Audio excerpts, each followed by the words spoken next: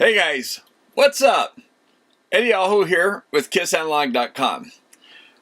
Alright guys, I had a video that I did that I was going to do with these isolation transformers, and it's going to turn into a little bit longer video. So I just wanted to get something out tonight, and I've been kind of pressed for time. Sorry about that. But here's the thing. I thought I would just tell you a story. Is that okay? I hope this is okay. It's kind of an interesting story. It's about, being hit by lightning. Or kind of, sort of. Yeah, let's tell that story, okay? Alright guys, so I was working for a big electrical company. I guess I can say who? Squirt E. So, Schneider Electric. And I'd been an engineer there for about, I think I worked there about 6 years. Yeah, I think so. Anyway, I did lightning protection, surge protection for lightning, okay? Or just any kind of surges in general, but lightning was a big thing. So we did things for industrial, commercial, and home use, okay? So I learned a lot about transient protection, lightning protection. We had arguably one of the best, if not the best, lab in the country. Or maybe even the world, I don't know. But we had a lab that even the UL agency guys would come out and they were tell us how good our lab is. And we were able to test ideas and get boards made like weekly, if not daily almost. I mean, we went through so many designs. There's only 3 of us designers, and at first we were called the design team for North America. And then they promoted us with Schneider Electric acquiring Squirt E, and we became the design team for, for lightning protection type stuff for the international corporation. That was kind of a cool thing. All right, so I worked a lot of hours, and we had a lab that we would take a board, a bunch of MOBs, gas tubes, TVS diodes, whatever. We'd go in this one room, and we'd put stuff in there, and we had a window, bulletproof glass, and would come out, and we had a generator that we could wind up the voltage, and we could go up to, 200,000 volts? I'm starting to forget. I think we could go to 100,000 amps, something like that, roughly. There's a stack of high voltage capacitors in this room that we would test in, okay? So there's a plastic cart, we'd take our device, put it on there, hook up the electrodes, and walk out. And then we would test this thing. Well, the glass, the plastic shields covering the lamps above, they were fractured. There was all kinds of shrapnel in the walls from things blowing up. It was pretty crazy little lab. And that room is only roughly, 10 by 12 feet, something like that.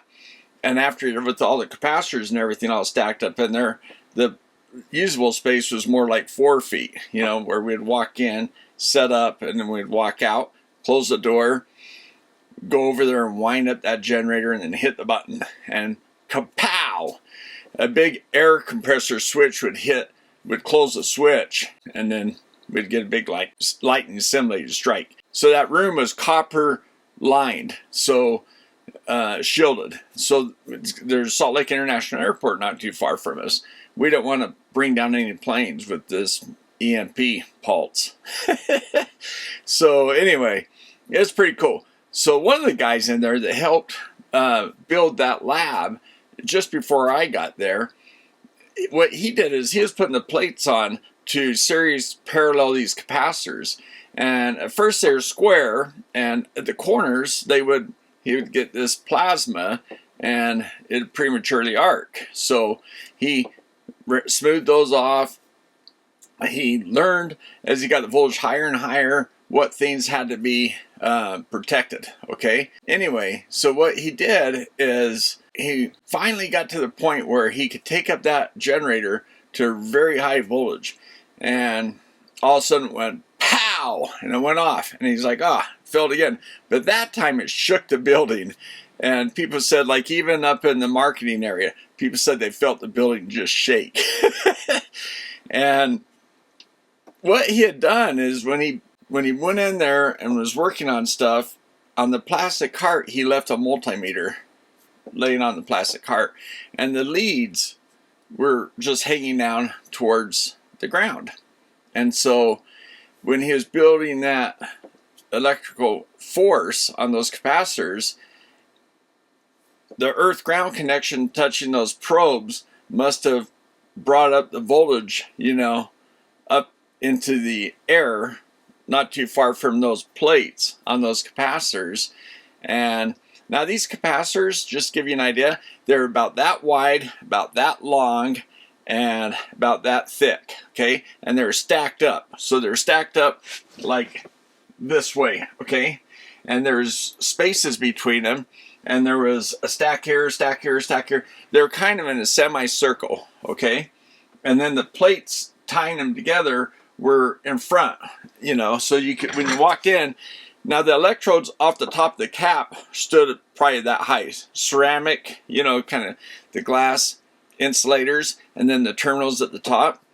Those kind of caps, we had a spare one that you kept a wire tied to the two terminals because you didn't want the air crossing those caps and charging them up to some crazy high voltage.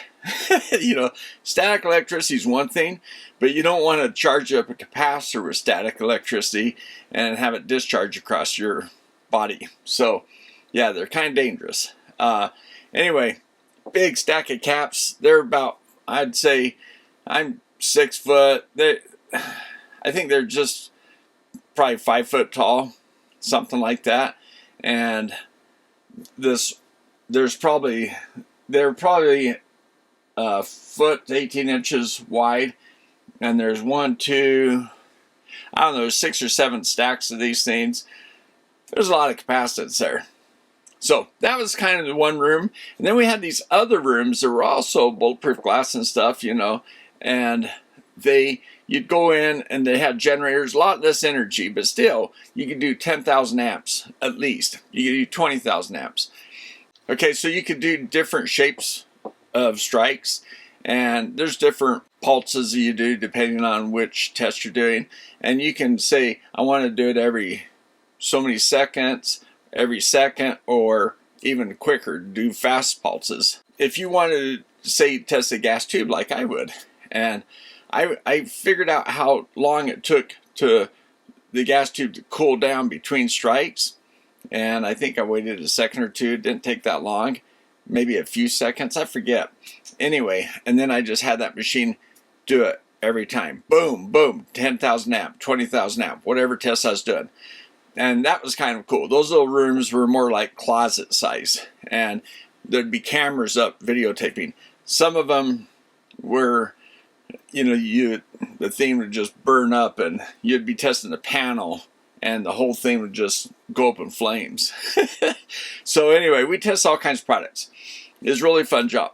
One day I was driving home, and I live in, you know, Salt Lake City at the time. I'm driving home on a highway that has, it's probably 4 lanes on this side, 4 lanes on this side, separated by a pretty large gap. And there's these light poles that are, I think they were like, God, they were high, 75 feet up or something, 100 feet up even. They're pretty high, okay? And they're really bright lights they put on this new highway. And so when you went home at night, it was lit up pretty well. But I was going home at dusk, and it was a lightning storm. And I always thought lightning was cool. I'd like to go outside and watch lightning. I just thought it was neat. And lived in North Carolina. It was pretty crazy, just crazy lightning storms. And you had these cloud bursts, these lightning strikes from cloud to cloud. Those are super cool. So I had a long drive there too. I taught at community college, and I lived on campus in Chapel Hill, so North Carolina State University.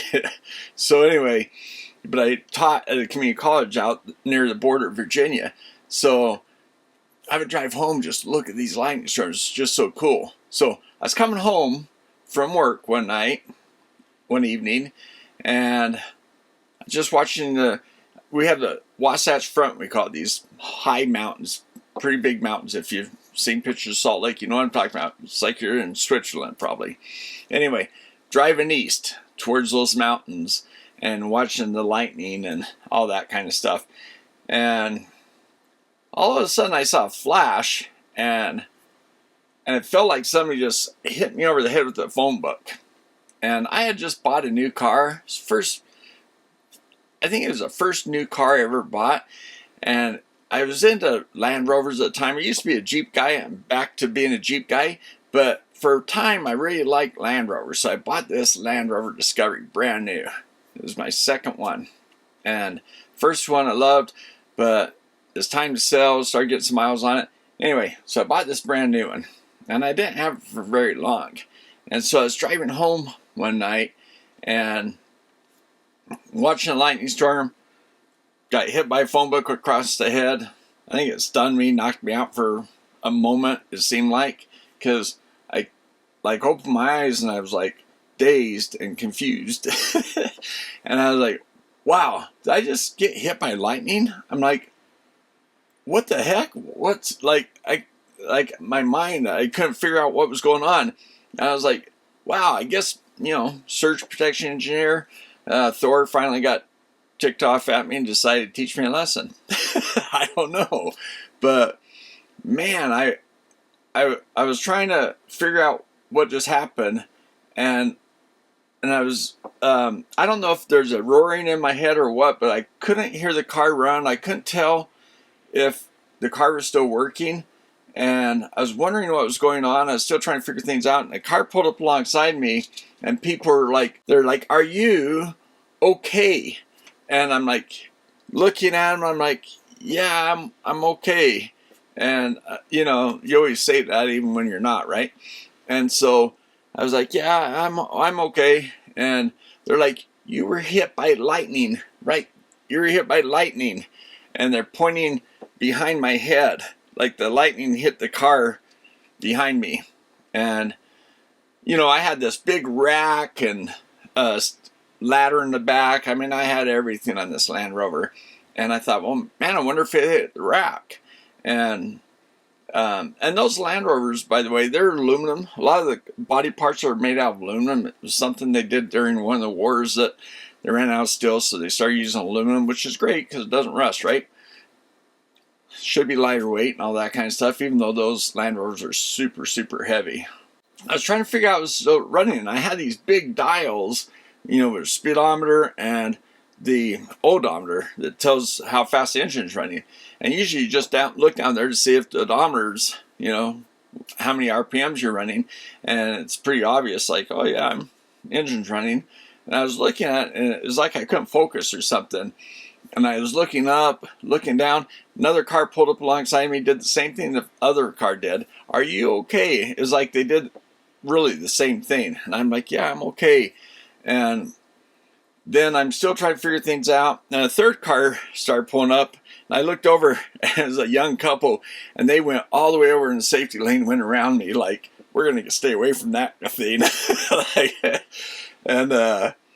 So as far as I know, I stayed in my lane. I was in the right lane. I was on the hill starting to go down. Those light poles are way high up, so you'd think the lightning to hit the light pole, wouldn't come down and hit a car, right? So I was coasting. I think I was coasting down the hill, and I finally noticed a red oil lamp on. That doesn't come on when it's running, right? Unless you're out of oil. And all of a sudden, my mind triggered on that. Went, oh yeah, the car's not running. And so I just looked, because there's an on-ramp coming up right there, and I just looked, and I just kind of coasted over, and I parked. And I don't know, I can't even remember if the brakes worked. I don't know. When I finally got the car back a couple months later, I had a loaner for a bunch of time. And I wasn't in a hurry to get the car back because I wanted to make sure it was all fixed. The dash lights, nothing worked. The computers on all four wheels, because they have really smart traction control and all this stuff, those were all blown out. 7 computers in the car were blown out. So there's a bunch of stuff just damaged on that car. But when I pulled over, my wife at the time, her dad, he was a captain in the sheriff's department. So I called her first to say, hey, I don't know what to do. Do I call the you know, does your dad think I should call the police or whatever? Or do I just call a tow truck to come get the car and I walk, you know, and I get right home? I don't know what to do in this case. And after I had told her what happened. And my daughter, who is probably 4 years old or something like that, 5 years old in the background, she's like, I could hear her asking, is Daddy okay and stuff? Because they were all kind of freaking out. And it probably had to do something the way I sounded at the time, probably too, because I was still kind of shaken. I was still like stunned. And at one time, when the cops did show up, I went to roll the window down, and then it freaked me out, and I went, because it was like I felt lightning outside was going to come in the car or something, and I went to roll the window back up. Later on, I realized the windows weren't rolling up and down. That was all in my head. Nothing was happening. The car was completely dead. And so I just thought that was happening. So when they came, I kind of cracked open the door. And I said, hey, is it okay if I just stay in the car? And they're like, oh, yeah, you stay here. And they're climbing all over the car. The fire department was there. And they're trying to see where it hit the car. And they couldn't see any lightning strike. And, you know, the thing is what I realized after that, I never really put a lot of thought in before. You know, people always think you're safe in your car, right? And you kind of are, kind of. But it's because you're in a Faraday shield, okay? So electricity hits the car, just goes around it. And people think it's because of your tires, rubber tires. That has nothing to do with it. Zero. Because think about it. The lightning just came through miles of air. It doesn't matter a few inches from your wheel to the street. It's not your tires. It's the metal Faraday shield around your car that protects you, or that, you know, mostly protects you. Anyway, so yeah, that was quite the experience. It took me a while, you know, probably half an hour. I'm sitting there before I started to kind of come to my senses. Actually, I don't know how much time it was. It was weird. Like, I know I was sitting out there for some time, but it seemed, so it was probably longer than what it was. Anyway. So, yeah, that's a pretty crazy experience. I asked the cop, I said, this probably happens every once in a while, right? And he goes, that's never happened as far as I know. So, they put it on, I think they put a short story on the news. I'm not sure. But anyway. So, that was my story. Being a lightning protection engineer and Thor getting mad at me and throwing a lightning bolt at me and killing my car. But here's what happened. What I think happened.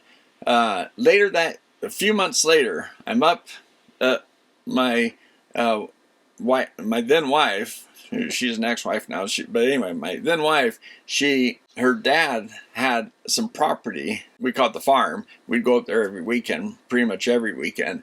And I was mowing the lawn one time, and all of a sudden I heard my window just, like, on the Land Rovers, in the back compartment, not in the back seats, but way back, well, even the back seats, but you know, they have those windows that are about like 4 or 5 inches high that go like along the top. I mean, the old ones did. I think they've taken them away. Now the side windows go all the way up to the top. But before, the side windows went up, and then they just had these cool, you know, glass things there. So if you're in the back, you can, you know, if you're in a safari, whatever, in the mountains, you can look through that glass and see up above, right? Well, it was parked in a driveway, way up at the top of the driveway, and I was mowing the lawn back by kind of by the barn, and I thought, God, did it throw a rock that far and the angle to hit that glass? That's weird. But when I went up and checked it out, all the glass was outside. None was inside the car. So the heat in the car, it was a hot day. I think the heat in the car, the pressure in the car just blew that glass out. So I think when that lightning hit, it hit that glass and just fried it, just baked it. I mean, they're already, you know, they're safety glass, right? But anyway, there's all these chunks of glass just sitting out, you know, a few feet away from the car. It's not like it just blew up and fell to the ground. It blew. And so, and almost all of it came out. And it was just, you know, a few feet away from the car, just, you know, scattered around. So it it had to be something from the inside hitting the glass, knocking it out, or the pressure and the glass is just pre-damaged. So pretty sure that's where the lightning must have hit. So that was my got hit by lightning story. So yeah, anyway, what do you guys think? I guess that's what you call ironic, right? Surge protection engineer, and then lightning takes out your car with you in it. But yeah, felt like a phone book. It just like, I just remember seeing a flash, and then I was like coming to and going like, what was that? And it just, yeah, that's what it kind of felt like. And also my arm, this arm on the car door, you know, in America we drive on the left side, so this arm was and they have this little shelf where you can kind of rest your arm.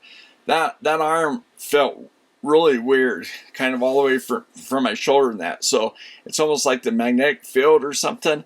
I don't know. That arm, you know, for a little while kind of felt weird, and then it, you know, maybe a few days or something. But yeah, that was the other part of that. So anyway, what do you guys think? Sorry about the Tech Friday talk, but I think this video is going to take too long, and I'm here at the house by myself. My wife's out of town, so I'm taking care of other things, and I'm going to get this video together and kind of talk to you guys about isolation transformers, okay? What it means to have an isolation transformer. What do you use them for? When are they safe? When are they not safe? That kind of thing. All right. Hey, thanks for listening to the story. If you listened, give a like to the channel if if you did like the story, and subscribe if you haven't done so, and see this next story. All right, guys. Thanks for watching, and we'll see you next time.